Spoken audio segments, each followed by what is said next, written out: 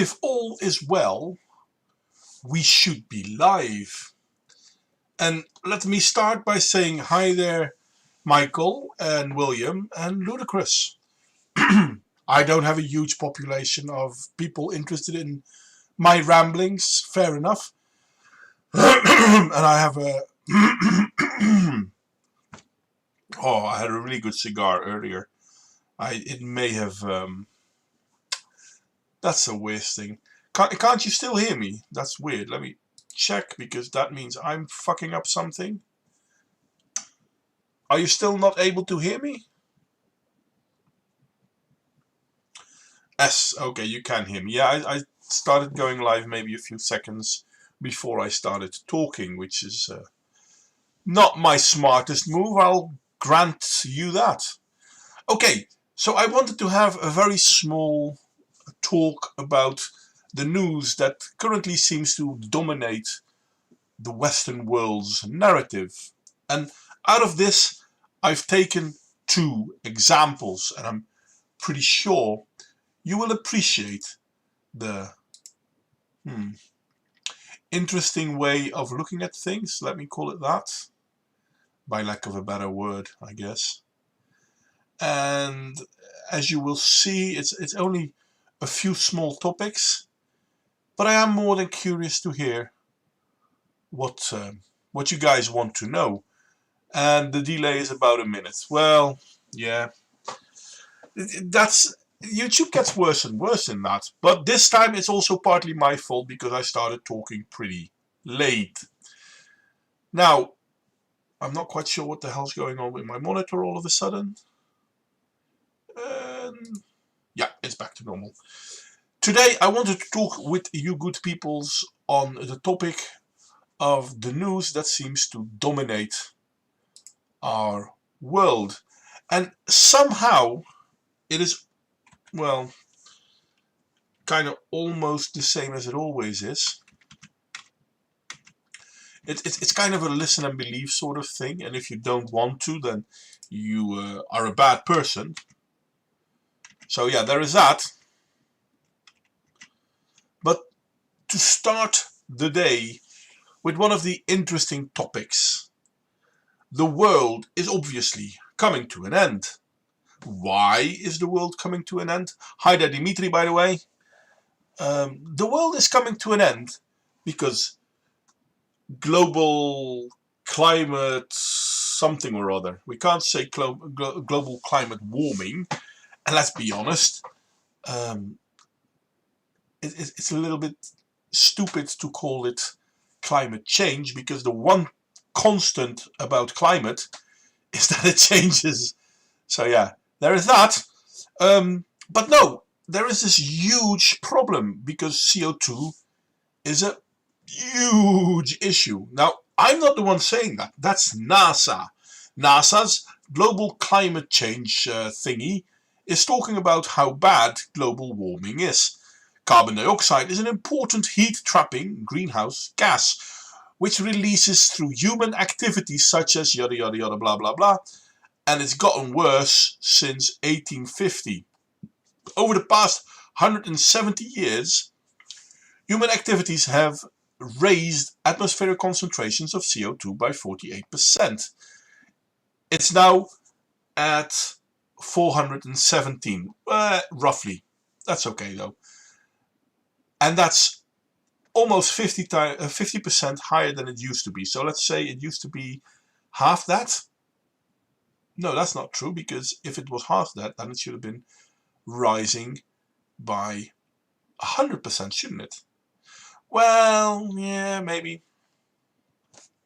It's kind of funny though, because according to this graph, it used to be as low as 180. But that can't be correct either, because 180 means plant death, and we have plants. Well, yeah, but that's because suddenly it started rising again. Thousands of years. Zero is 950, and in 950 it was a slightly higher than 300 apparently. That would mean that 100 years ago it would be, let's say, between 50 and 300. Parts per million, sorry, Michael, I'm sorry. ppm means parts per million, and there's about 400 parts per million carbon. Now, what they never will tell you is that it matters when you measure it and where you measure it. If you measure it in a forest in the summer, it will be lower than if you measure it in autumn in the forest. So there is that effect. And measuring it during daytime is also different than measuring it during nighttime. But let's say that 417 is a nice average number. I don't think it is, but let's be honest, in the average household, so inside of your house, it'll probably be closer to 800 to 1000. But that's okay, because you can manage. It's not a problem. What is interesting is that in the last, let's say 50 years, apparently, according to this graph, we went from 300 to 420. Okay, sure. I'm willing to believe that. I don't really think it's a problem, but they pretend that it is. But there is a group who will tell you that the rising of greenhouse isn't that big of a problem. That the rising of the green gas, the CO2 in this case, not green gas, sorry, but the rising of CO2 is absolutely a positive thing, because it fertilizes the world, which means we have more greens in the world. Now, I'm not going to say that this report from NASA obviously must be a lie, because, well, it can't really be a lie, can it? I mean, they say that since 1850, we had a rise of, well, more than doubling the amount of parts per million CO2 in the atmosphere. Okay, well, that could be true. But there's this other group that tells us that the rising of CO2 is in fact a good thing. Now, let me see if I can find that article real fast. Ah, here it is. Carbon dioxide fertilization, greening the earth, studies say. And where did I find that study? Now, you might not recognize it right away, but in the upper left corner you can see this small emblem of NASA. So it depends on what you want to hear, it seems. Green leaves use energy from sunlight through photosynthesis to chemically combine carbon dioxide drawn in from the air with water and nutrients tapped from the ground to produce sugars. That's what plants do. Well, and oxygen, to be honest. So, yeah, this is the interesting part, though. However, carbon dioxide fertilization isn't the only cause of increased plant growth. There are other things like nitrogen and the change of global climate. It is, where was it? Oh. To determine the extent of carbon dioxide contribution, researchers ran the data for carbon dioxide and each of the other variables in isolation through several computer models that mimic plant growth. And what did they find? The results showed that carbon dioxide fertilization explains 70% of the total greening effect. So this is funny, because more CO2 means a bigger bunch of plants. But remember that they said that since 1980 there was a 48% rise in CO2. And you know what? I'm willing to believe them, but here's the interesting thing. If we look at the population growth of the world, let's say that this little one, where are we here? In 1800, there were almost 1 billion people. In 1900, there were 1.6 billion people. So let's claim that this 1.6 would be the same as it would have been in 1850. Yeah, I know that's not really true, but let's pretend that it is. But what happened since then? Well, the population numbers rose exponentially. If the CO2 in the air only only rose by about 50%, yet the total amount of people in the world rose by several 100%, doesn't that then mean that we're doing pretty well on the CO2 scale? I mean, after all, CO2 is cyclical. I mean, we can't actually create it. It comes free out of stuff we use. Hell, it comes free out of the air we breathe. Every breath of air we take, we exhale CO2. So, if in an increase of billions of people, so several hundreds percentage points of increase of people living, and that only created 48% more carbon dioxide, doesn't that mean we're actually doing pretty well? I mean, don't get me wrong, yes, CO2 is rising, and once it gets above 1,500, it might actually be a problem for us humans. At this point in time, it's not that big of a deal. But the growth of carbon dioxide doesn't flow in the same way as the growth of the population. Now, isn't that weird? Let's go back to the chat. All ppm could also be poor Paul Modwayne. True, that could be it too. Hey, he's not the only one who has to deal with me, okay? That's true, Michael, and I don't mind dealing with you, mate. You're still a mate. You had an article the other time that the COF had caused higher temperatures in the Netherlands, global dimming related article. Well, yeah, that's true, Dimitri. I haven't used it this time because, and that's not just the Netherlands, there were other countries where they had the same problem because so many people didn't use transport. The air got cleaner, and because the air got cleaner, that caused the temperature to rise even further, apparently. I don't think it's true, but that's the story. It's always a story with these people. Well, it can be true. Since 1950, a migration movement from the Middle East and Africa appeared, causing almost all countries in Europe to lose green areas due to growing cities. That is also partly true, but that's been going on for longer, I guess. The growth of most European countries in that area, especially after the Second World War, during the rebuilding, we had population growth even within the countries themselves, not just from immigration.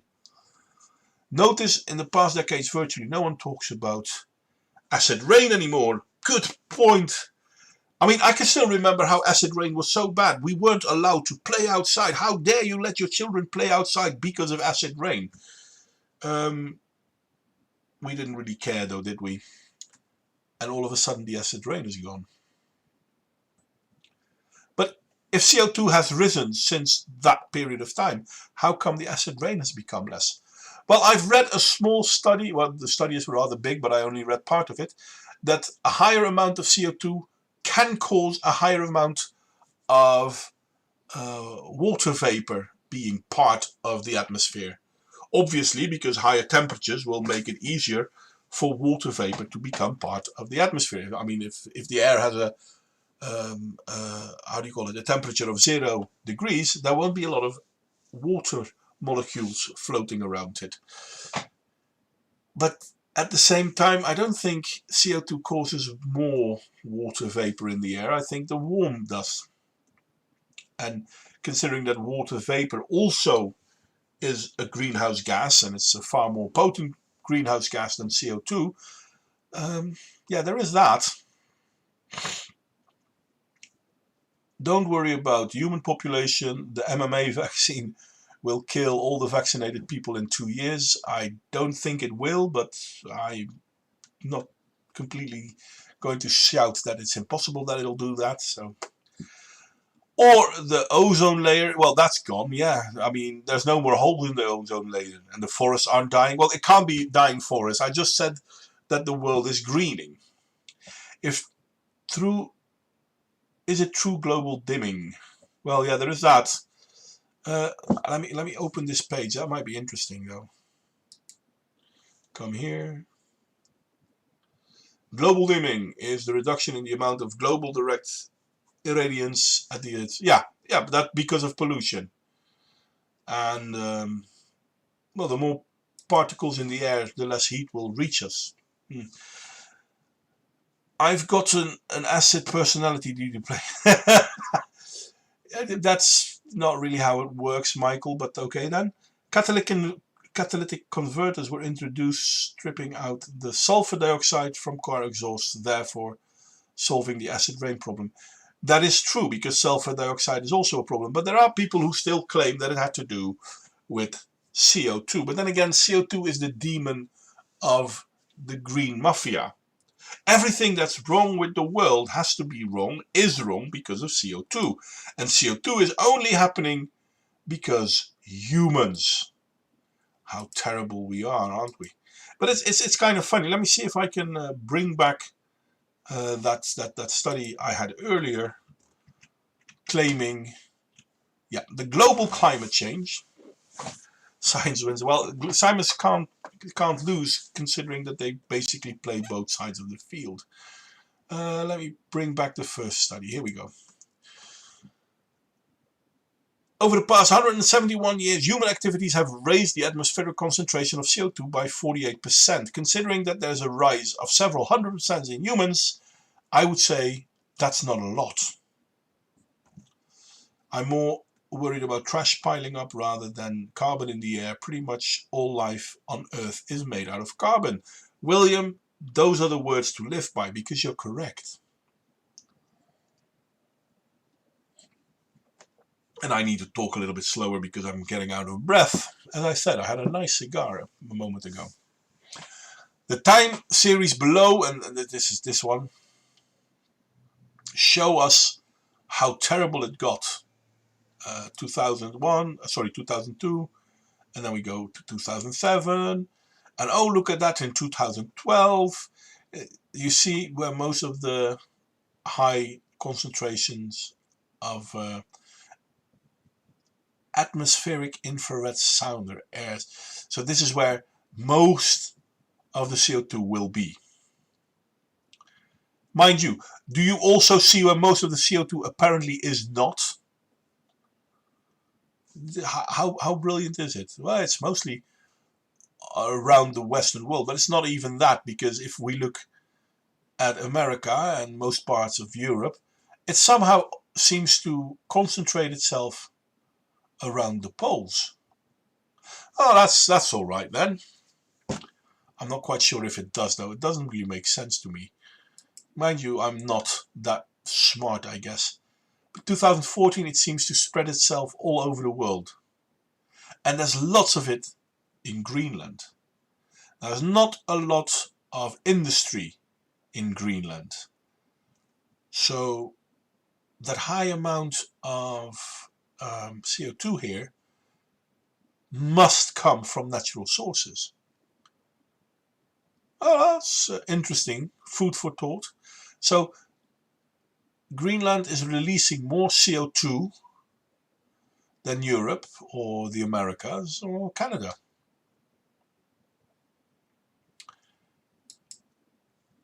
And oh, look at that. All of a sudden, it's so high. We're at 400. But I can remember that they already said in 412 that it was around 400.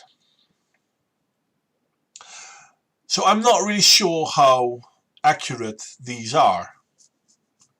But it seems, if I go to, this is January 2016, it's still mostly in areas where there's not a lot of population, funny enough. And we go slightly back, see, it's still Greenland, quite high.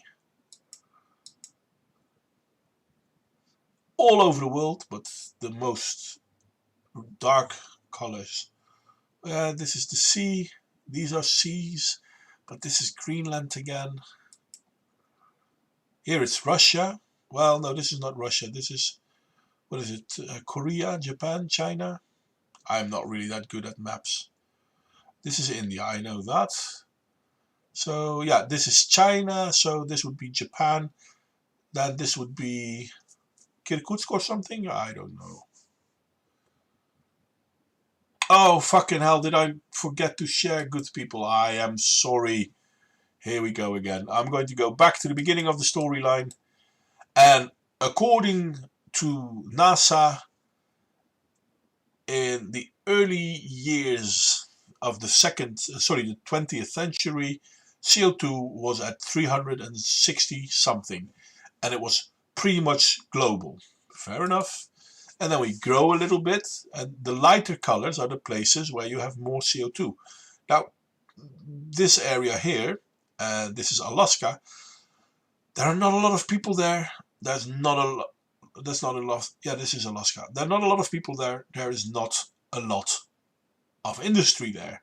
But somehow these are the places where you will find the most CO2. And hi there, Malgosia McAvoy. The global warming, difficult to say. Well, it's not really. But we can see, even the next bit, the places with the highest CO2 seem to be the places furthest away from industry. I mean, I'm sorry, where is the industry in this part of the world? This is the South Pole. Not a lot of industry there. This is Greenland. Now this time America does get slightly brighter as well. Europe still seems to be rather low. Let's move on a little bit. And here we see that, what was his name again? I'm really good with words. Alaska, where it was one of the higher spots earlier, it's now a low spot. Maybe I shouldn't make so big a jump. If I make a slightly smaller jump. Come on then. Can I do it like that? You know what? I can just play it. But this is March, and look at where the most CO2 seems to be hanging out. Greenland, and this is not a high industry area. It's amazing. Now, during the summer months, it's higher than during the winter months. But again, look at where most of the CO2 seems to be hanging around. These are not high industry areas. So if it's human-caused CO2, why is it up there? Wouldn't you think it would be in Europe or in America? You know what? I'm going to show it all from the beginning, and I'm not going to say anything. Can I make you bigger? Open image in a new tab. No, that won't work. Let's see if it does work. Did I do it right? Click lots. Then it should be that one. And I'll make it bigger again. Delete. Oh, wait a second. This is just the image. Oh, I'm sorry, guys. I thought to be smart, but it hurts being smart, doesn't it? Okay, you can just see it as a small image then. I'm sorry. But if you look, most of the CO2 seems to happen above the areas where there's lots of population, above the areas where lots of industry are. But I mean, globally above. So this is not a few kilometers away. This is far, far away. Greenland and Alaska seem to be touched by it more than most of the other places in the world. Canada really seems to be throwing out more CO2 than the rest of the Western world. Somehow I don't think so. But this is what they show us.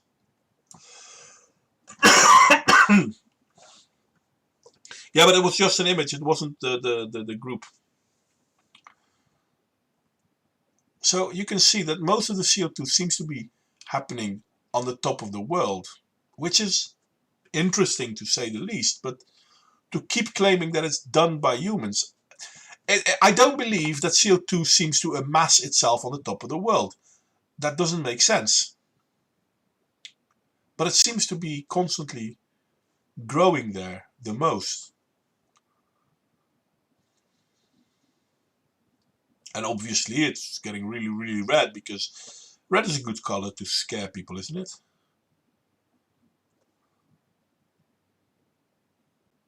Anyway, that's it. I'm done with it. Oh, I did say pause, didn't I? Come on, enough. So there is something really interesting about this whole thing, because apparently the green grass, CO2, the greenhouse grass, seems to happen mostly in areas where there aren't a lot of people.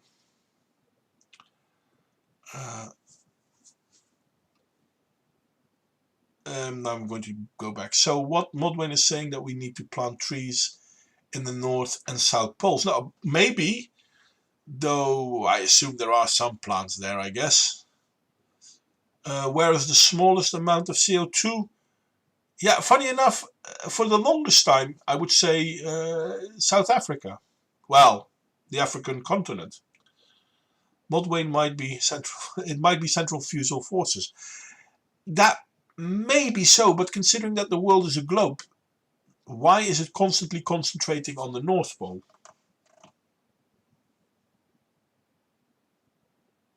Why is it moving in one direction? But it could be centrifugal forces. That's actually a very good argument, Ludicrous. I didn't think of that. New Greenland, well, they have secret factories. Well, apparently.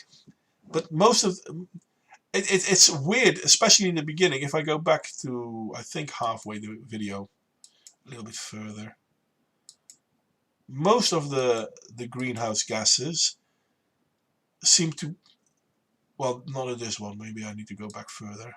Here we are. Most of it seems to happen here. Now, if it's centrifugal forces getting it there, yeah, that could be it. But it doesn't seem, yeah, it could be centrifugal. Let's keep it at that. Maybe you're correct on that one. I don't know enough on that one to actually make a claim on that. But if it's centrifugal forces, why does it show it mostly down here and not already congregating more on top? But that doesn't really make sense, because that's just where it coagulates. So that on that you might be right. Interesting topic. That's something I need to look into. And I know it's not just Ludicrous saying it. Thank you, Michael, for pointing it out as well. That's actually an interesting point. Something to... oh, sorry, sharing the page again. Yes, I did take it off, because I wanted to go on to something else. But then you guys said something, and I'm... sorry, it is late. I am not the sharpest of the tools today. But yeah, no, it could be centrifugal points. That's something to look into. It's interesting, though, that it seems to happen most in areas where there are no people. And I'm pretty sure there aren't a lot of mountain ranges in these areas either. So that's also not why it seems to coagulate there. But yeah, no, it could be centrifugal points. But if we then, is it scroll back up, I guess? Yeah, scroll back up. If we then look at this one, where they like to point out that in the last, let's say, 12 years? No, 15 years. It's going to be 15 years. It's going to rise way up in 417. Yeah, you know what? That might be true. But where was it measured?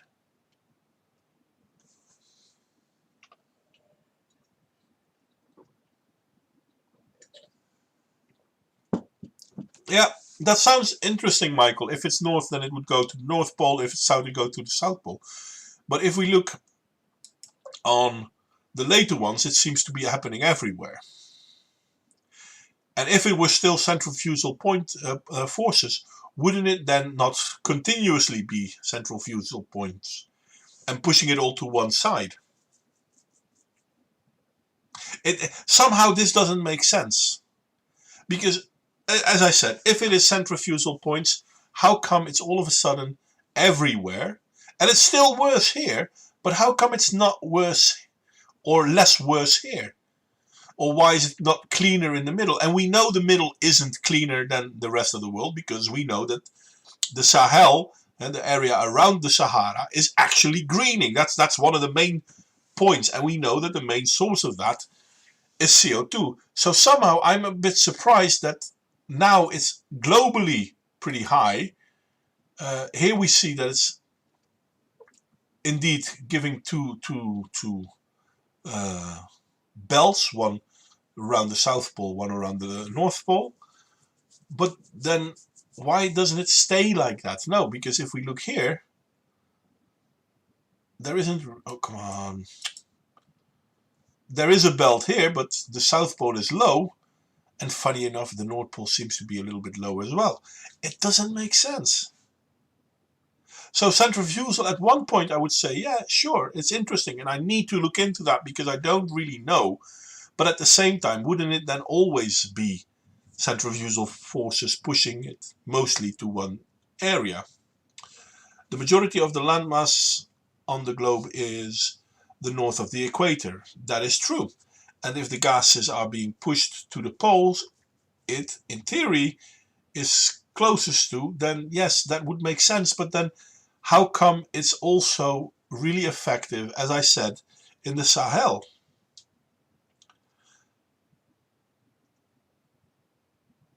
Centrifugal points basically means that if you spin something, it pushes stuff either one way or the other. But I'm not quite sure if it works on a globe like that. I think it's more affected by wind patterns, actually. Something to look into. But this, how interesting this might be, the real interesting thing is that we have a rise of 48% in a time of several 100% of humans, but all of a sudden we have a huge increase. It's not a huge increase. They started 380, they end at 417, so it's an increase of what, 30 points, 40 points perhaps, in 15 years. It's true, it's still an increase of 40 points, which is still an increase, I'll grant them that, but how is it a huge increase? And why are we constantly talking about this, but we're not talking about this? If we know that our world is housing so many more people now than it did, hell, even 50 years ago, I mean, we doubled in the last 50 years, roughly. So wouldn't it make sense that there would be more CO2?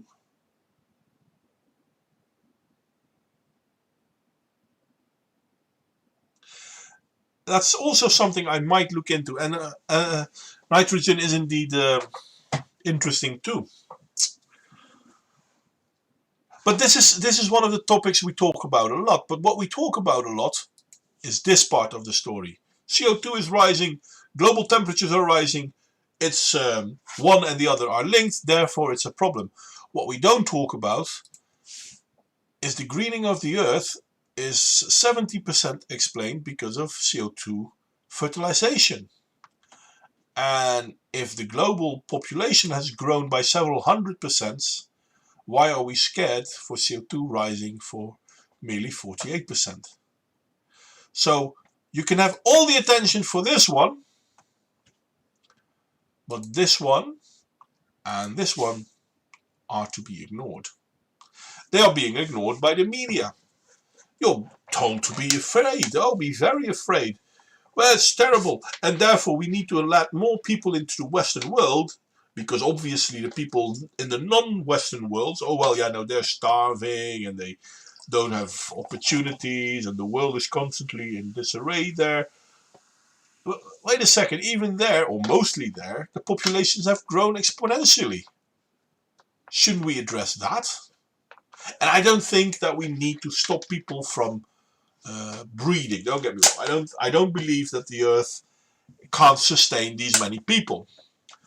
But it's stupid to assume that these many people don't have an impact on something like CO2. Every human out there exhales CO2. So could that have something to do with the increase of CO2? Obviously, a factory will probably do more CO2 exhaling than a human, and I don't think CO2 is an issue. But shouldn't we talk about that? Anywho, my next topic for today, I'm going to go like this. Here we go. The World Health Organization, and it's some time ago, I have to admit, because this is from January this year, the World Health Organization says Moderna, Pfizer corona vaccines should not be given to pregnant women. And here is why. Now, obviously, this is Salon, so yeah, they might be correct, they might not be correct. There is a link to the original study, and I'm sorry, I haven't read it because that's not the point I'm trying to make. The funny thing is, we're being told that women shouldn't take the vaccines because we don't know the long-term effects on women or men, for that example, but we don't know the long-term effects on babies born with this mRNA vaccine within their body. So yeah, it's scary somewhat. And although studies on pregnant animals have not yielded any ominous results, the World Health Organization believes that further research on pregnant women will need to be performed over the coming months for a definite conclusion to be reached. Funny enough, that definite conclusion seems to have been reached as well. Because Pfizer and Moderna vaccines are safe for pregnant people. Major study confirms. According to the CDC, this is a thing. The report strengthens the CDC recommendation that anyone pregnant be offered the vaccine and sets the stage for more paradigm-changing vaccine trials during pregnancy. A few months ago, because this is an article from May, sure, we can make that choice, give that vaccine to people with pregnancies, because why the hell not? Even though a few months before that, the World Health Organization said, nah, let's not. And I'm sorry, but if you can do a long-term study in 4 to 5 months, especially when pregnancy tend to be 9 months, and children basically grow up, which takes years, I'm gambling to say that they still can't say that it's safe for people that are pregnant. I'm not sure. The findings come soon after research confirmed the seriousness of COVID-19 during pregnancies, including an increased risk of preterm birth and stillbirth. 2 other studies have also shown that vaccinated mothers pass more protective SARS-CoV-2 antibodies to their newborns than mothers who had COVID-19 while pregnant. Now here's the funny thing. The vaccines don't help your body to make SARS-CoV-2 antibodies. It makes antibodies to prevent the spikes that are on the coronavirus to be effective. But that doesn't mean it's a SARS-CoV-2 antibody. It's an anti-spike thingy. And they're not really antibodies, they're egg whites, aren't they? I have to look into that. But the funny thing is, in less than half a year, apparently it's possible to study a topic like whether we should or should not vaccinate pregnant women. Where a few months before we said no, we shouldn't. Now we have a long-term study that shows that we can. Seriously, people, if you can, and the study comes from April 21, so it's a month less than what I thought. How can we say that in this short period of time, we know it's safe? The study relied on multiple vaccine surveillance systems. Let me do it like this. Opa. Let me do it like this. Come on. Yeah, like that.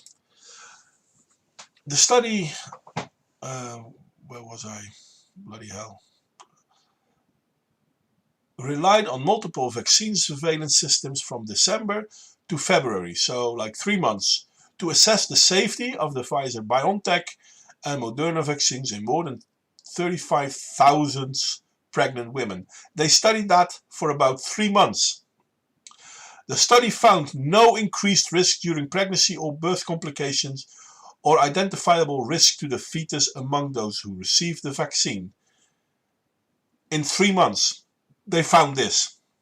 I mean, we have people gaining problems with, how do you call it, blood clot. We know that this is happening, but we didn't find it with pregnant women. We haven't found people with heart defects because of the vaccine. We have seen this, but somehow we haven't seen it now with this 3 months under the 35,000 pregnant. We haven't found it in their offspring yet because there hasn't been that many babies being born. So how is this a long-term study? But hey, there's a study that says it's safe to vaccinate pregnant women. Something that they said wasn't safe, but hey, it's safe now because the same people that said it wasn't safe are now saying it is. How? How can we even take this serious?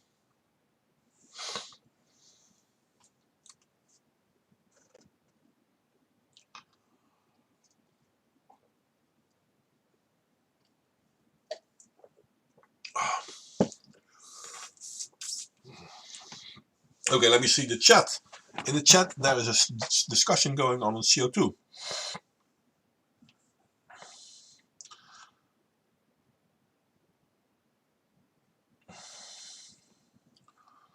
Okay.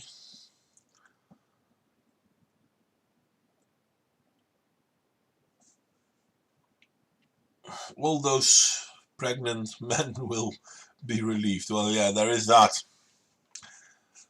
And I'm not quite sure. Of those three, CO2 is the heaviest. Heaviest of what? Might not be...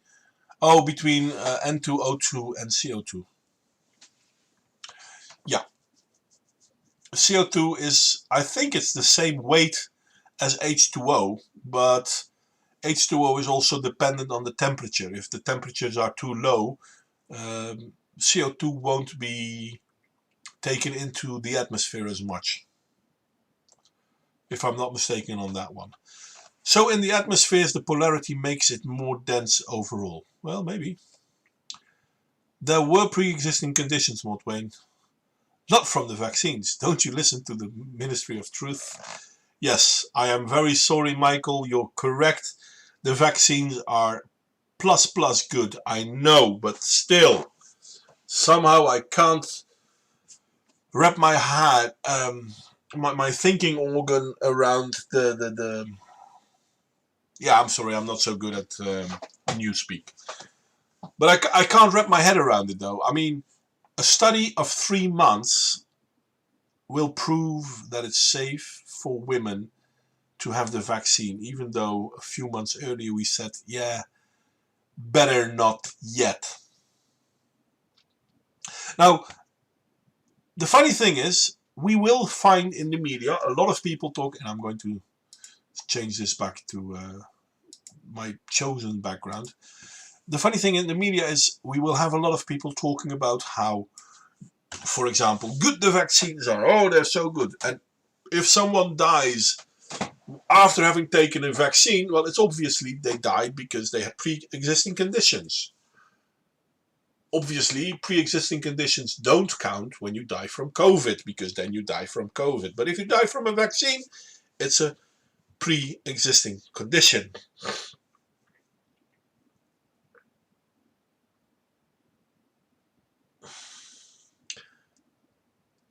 Now, this is interesting because it spins a narrative. The story we want you to hear is that when you die from COVID, it's because of COVID. But when you die from the vaccine, you didn't die from the vaccine, you died from something else. And this is happening rather constant. This is constantly happening with, for example, the higher problems we have with CO2. Global warming is a problem because of CO2. And because of CO2, the world gets warmer. Well, the world also gets greener. Yeah, but that's not because of CO2. So that's not good news. So we can find a study on CO2 fertilization from NASA, And even then NASA will tell us, well, yeah, you know what? The world may get greener and it might be because of CO2, but hey, it is a greenhouse gas and the world is getting warmer because of CO2 too. I still haven't found any proof that CO2 causes global warming.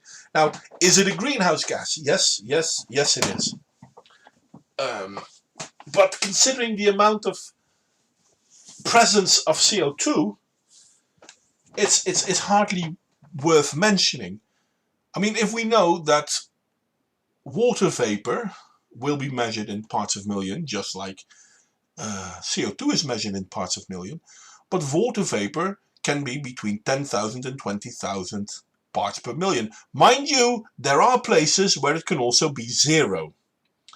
The North and South Pole, obviously, and most of the deserts, water vapor will be very low. But there are places where water vapor will be very high.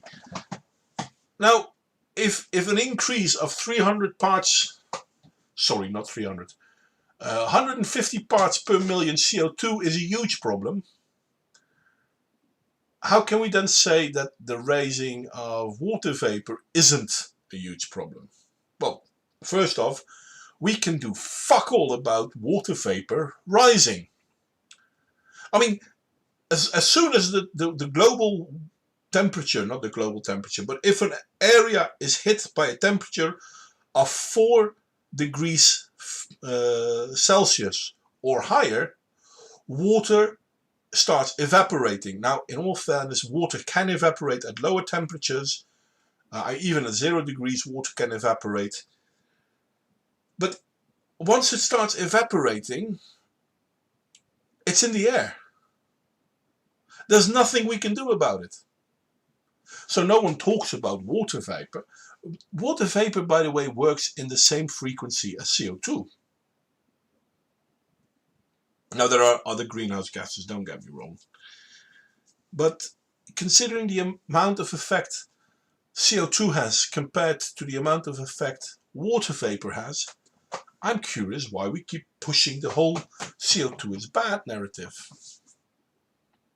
CO2 is the essential gas for life on Earth. Without CO2, no plants. No plants means no oxygen, no animals, and no circle of life. Yes, Michael, you're completely correct. But no one talks about that.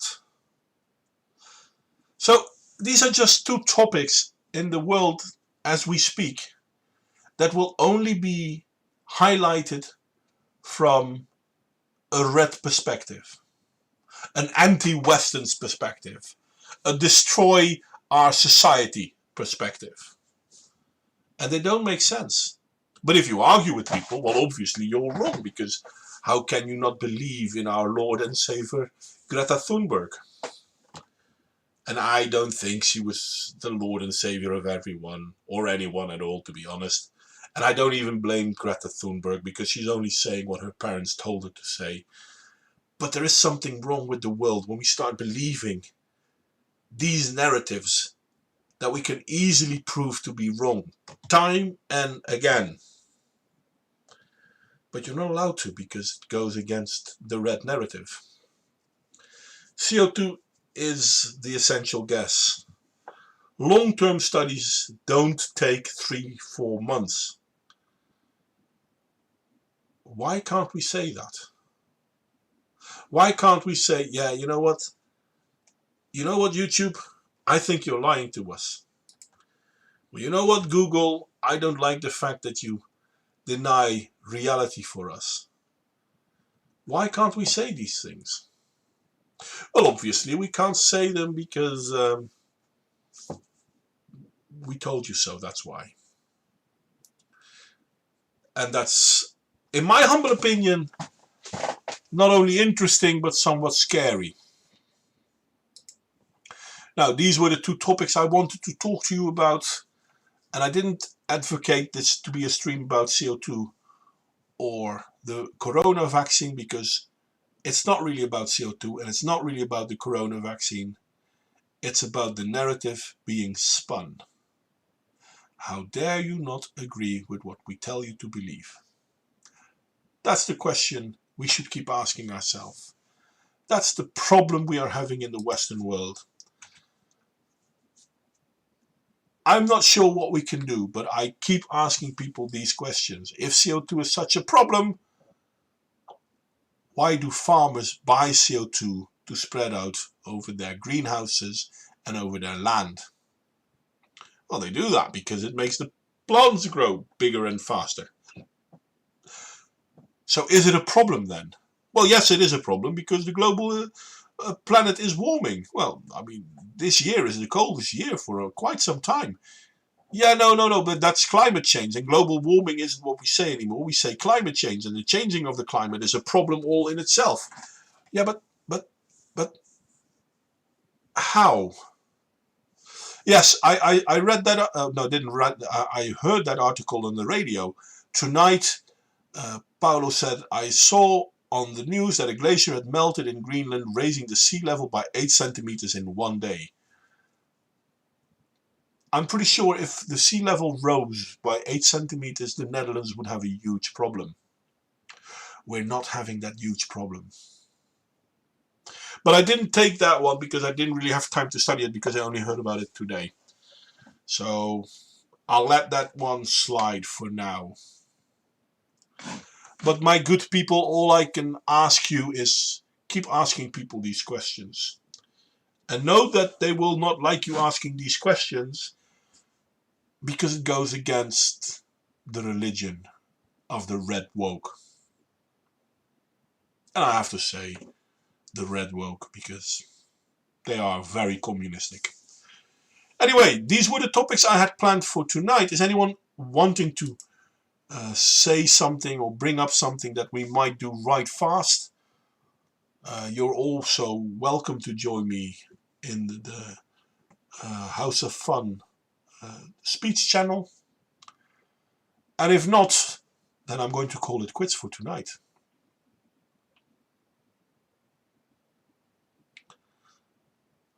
Yes, I know, Renovatio, Sea of the Holy Vagina, has spoken. And we are to listen and believe, but I'm not that good at listening and believing. Hi there, Renovatio, by the way. It's weird that all of these topics are... well... all of these topics are quite common in the fact that they follow a certain narrative. And if you don't believe that narrative, you're bad. And if you do believe that narrative, you are beyond approach because, yeah, buy some land in the Alps. I just invited a dude, maybe he comes. Well, yeah, maybe.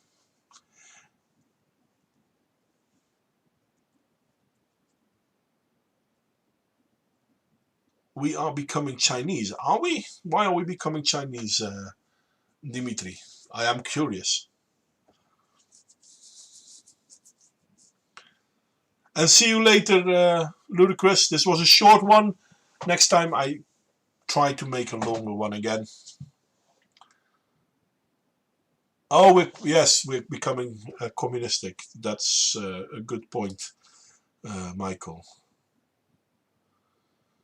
Well, I'm going to trust you, me, Paolo. You're not going to buy cheap real estate at the beach because even though we're being told to be very scared, the prices are still rising. What a surprise. It's almost as if the people that want to make money don't really seem to believe the people that tell you to believe that the world is coming to an end. But the worst thing is that the people that want to make money and the people telling you the world is coming to an end are mostly the same people.